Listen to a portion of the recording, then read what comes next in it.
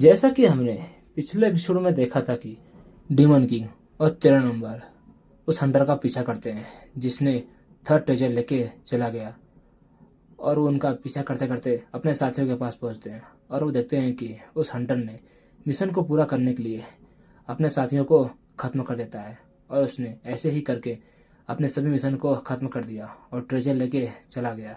तभी तभी demon king को कुछ अजीब लगता है और सोचता है कि आखिर आखिर ये कैसा एहसास है, मुझे बहुत अजीब लग रहा है। तभी 13 नंबर को कुछ अजीब लगता है और वो सोचता है कि कहीं कहीं ये वो तो नहीं है जिसने डीमन किंग को ख़त्म किया था। और उसके बाद हम होयांग परिवार को देखते हैं, और होयांग परिवार का एल्डर कहता है कि आज से 1000 साल पहले हमारे एल्डर ने सभी 10 ट्रेजर को प्राप्त किया था और डीमन टावर को सील किया था, और जिसकी वजह से हमारा नाम चारों तरफ था। लेकिन अब हमारा नाम धीमे धीमे खत्म होते जा रहा है।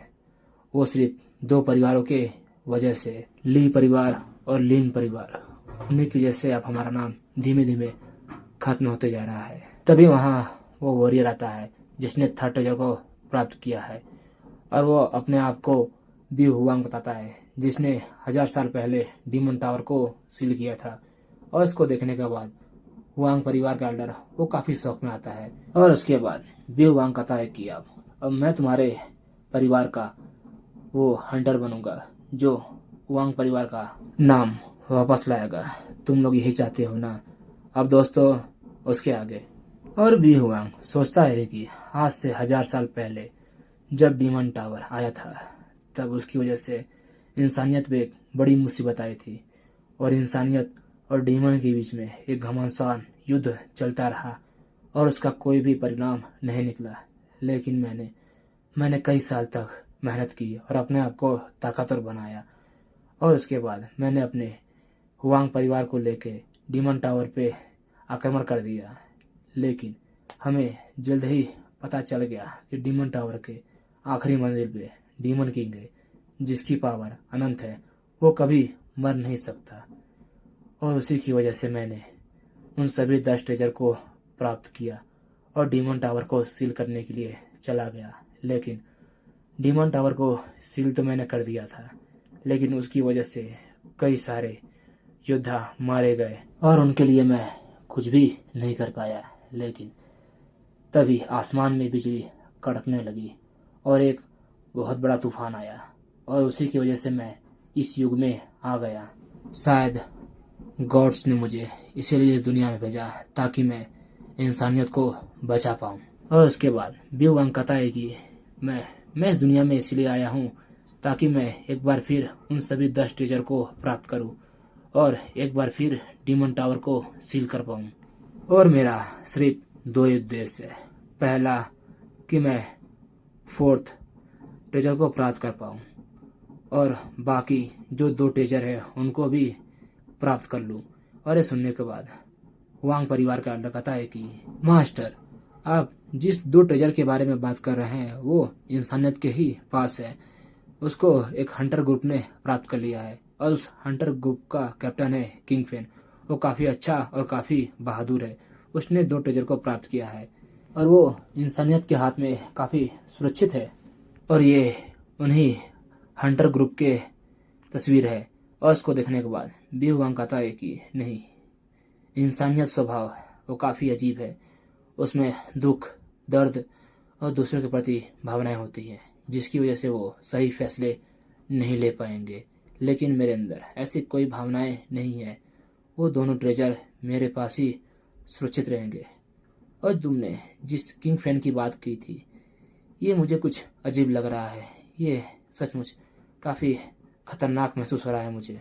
और ऐसा सुनने के बाद हुआंग परिवार का एल्डर वो काफ़ी शौक में आता है और कहता है कि एल्डर, क्या आप किंग फैन की टीम पे हमला करने वाले हैं और उससे उन दोनों ट्रेजर को छीनने वाले हैं? अगर आपने ऐसा किया तो ये काफ़ी खतरनाक होगा हमारे लिए। वो भी इस दुनिया के हीरो बन चुके हैं। और ये सुनने के बाद बी हुआंग कहता है कि इंसानियत को बचाने की कीमत वैसे भी आसान नहीं होती, और सही मार्ग पे चलने वाले हमेशा कठिनाइयों का सामना करते हैं। और बी हुआंग अपने किसी टेक्निक का इस्तेमाल करता है और वहाँ से टेलीपोर्ट हो जाता है। और देखने के बाद हुआंग परिवार के एल्डर वो काफ़ी शौक में आता है और उसका एक साथी बताता है कि ये टेक्निक तो पृथ्वी पे कहीं भी टेलीपोर्ट करने की टेक्निक है, लेकिन ये टेक्निक तो हजारों साल पहले थी। क्या ये सचमुच हमारा एल्डर है और 1000 साल पहले से आया हुआ है? और ये सुनने के बाद वांग परिवार का एल्डर कहता है कि इससे कोई फर्क नहीं पड़ता कि वो कौन है। अगर उसने सभी 10 ट्रेजर को प्राप्त कर लिया तब हमारा वांग परिवार वो अपनी प्रतिष्ठा और अपना मान वापस प्राप्त कर लेगा। बस यही महत्व देता है। और उसके बाद हम डीमन किंग के साथियों को देखते हैं जो वापस डीमन हंटर गिल्ड में जा रहे हुए होते हैं और वो काफ़ी अफसोस मनाते हैं कि उनको थर्ड ट्रेजर नहीं मिला। और सुनने के बाद डीमन किंग कहता है कि चिंता मत करो, वैसे भी हम डीमन हंटर गिल्ड में वापस जा ही रहे हैं, हमें पता चल जाएगा कि थर्ड ट्रेजर किसने प्राप्त किया। तभी डीमन किंग को कुछ अजीब लगता है और डीमन किंग कहता है कि कौन है, सामने आओ। तभी वो लोग देखते हैं कि उन पे कोई एक पावरफुल अटैक करता है और उसको देखने के बाद जिया कहती है ये किस तरह की टेक्निक है, कितनी अजीब है हमला करने की टेक्निक। और वो देखते हैं कि वो अपनी जगह से हिल भी नहीं पा रहे हैं। और सब देखने के बाद डीमन किंग सोचता है कि ये टेक्निक तो हजारों साल पहले की है, आखिर ये टेक्निक किसने इस्तेमाल किया है। तभी वो लोग देखते हैं कि उनकी तरफ कोई काफ़ी तेज़ी से आ रहा है। तभी हम देखते हैं कि बी हुआंग काफ़ी स्पीड से जिया के पास आता है और उसको पकड़ लेता है। तभी डीमन किंग अपना ऑरा बाहर निकालता है, जिसकी वजह से बी हुआंग का अटैक वहीं खत्म हो जाता है। और ये देखने के बाद तिरनमा कहता है कि ये टेक्निक तो खत्म हो गया, लेकिन जिया उसके कब्जे में है।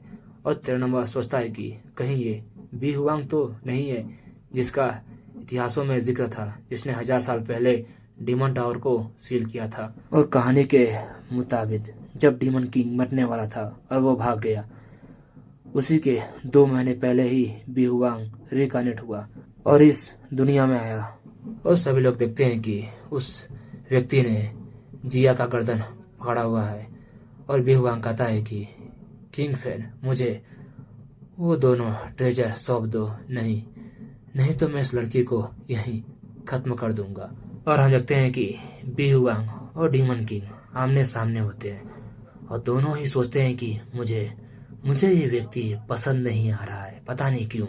और उन दोनों को देखने के बाद 13 नंबर सोचता है कि ये वही समय है जब डीमन किंग और बी हुआंग का सामना पहली बार आमने सामने होता है। अब डीमन किंग क्या विकल्प चुनेगा। तभी 13 नंबर का सिस्टम कहता है कि ये हंटर आखिर कौन है 13 नंबर, मुझे काफ़ी पसंद आया, क्या जानते हो इसके बारे में। और 13 नंबर कहता है कि ज़्यादा कुछ नहीं पता, बस इतना पता है कि ये 1000 साल पहले का कोई महान योद्धा है जिसने 1000 साल पहले डीमन टावर को सील किया था। और ये सुनने के बाद 13 नंबर का सिस्टम कहता है कि यह काफ़ी दिलचस्प है, सचमुच ये तो काफ़ी स्ट्रॉन्ग लग रहा है। क्या हमें सचमुच 1000 साल पहले वापस जाना चाहिए और गॉड्स को वहाँ पे बुलाना चाहिए। वैसे भी गॉड्स को काफ़ी मज़ा आएगा डीमन और इस हंटर के बीच में लड़ाइयों को देख के। और सब सुनने के बाद 13 नंबर सोचता है कि ये हमेशा ही होता है, गॉड्स के लिए हम सिर्फ एक मनोरंजन का जरिया बन के रह गए हैं। और उसके बाद डीमन किंग कहता है कि ओ तो तुम वही हो जिसने तीसरे ट्रेजर को प्राप्त किया है और अपने साथियों को मारने के लिए एक पल भी तुमने नहीं सोचा। और डीमन किंग देखता है उसके तलवार को जिसमें ट्रेजर का तीसरा हिस्सा लगा हुआ है और सोचता है कि मुझे इससे दूरी बना के रखनी होगी।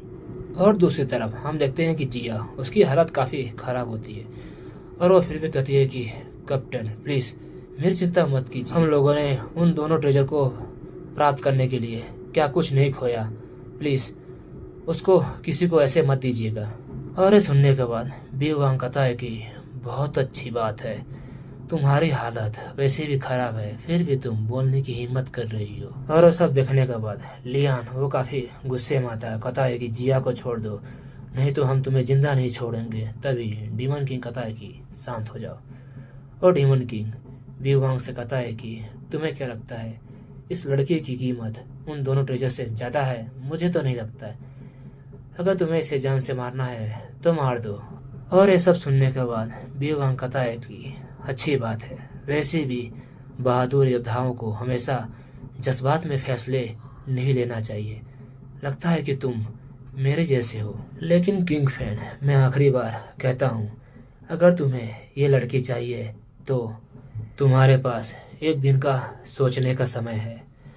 उन दोनों ट्रेजर को लेके वांग परिवार के पास आ जाना, या इसकी लाश लेने के लिए।